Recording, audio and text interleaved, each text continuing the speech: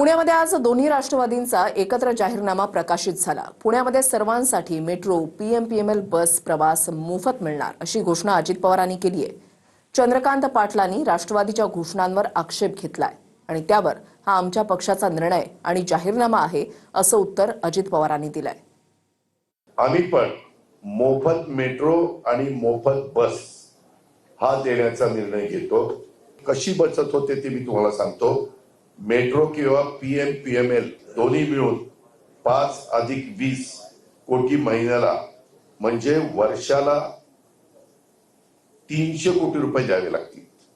आम्ही त्यांच्याशी चर्चा केली। इथं मात्र पुणेकरांच्या टॅक्स मधनं आलेल्या पैशातनं आपण 300 कोटी रुपये भरायचे, ते भरले तर पुणेकर सगळेजण मोफत जातील। लॉटरी लागली काय की तुम्ही सीएमशी चर्चा नाही, कॅबिनेट नोट नाही, कॅबिनेट डिसिजन नाही आणि घोषणा केली।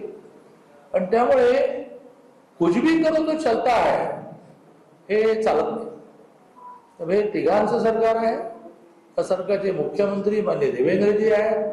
घटनेप्रमाणे त्यांनाच अधिकार आहे परस्पर निर्णय करण्याचे आणि मग कॅबिनेटमध्ये आणण्याचे। दादा, मोफत मेट्रो आणि बसचा निर्णय आपण जाहीर केलेला आहे, मात्र त्यावर भाजप कुठेतरी आक्षेप घेताना पाहायला मिळतो का?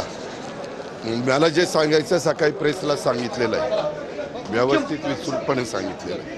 चंद्रकांत दादा म्हटले की मुख्यमंत्र्यांशी चर्चा करायला पाहिजे होती। माझ्या पक्षाचा जाहीरनामा आहे ना साहेब, असं काय करताय?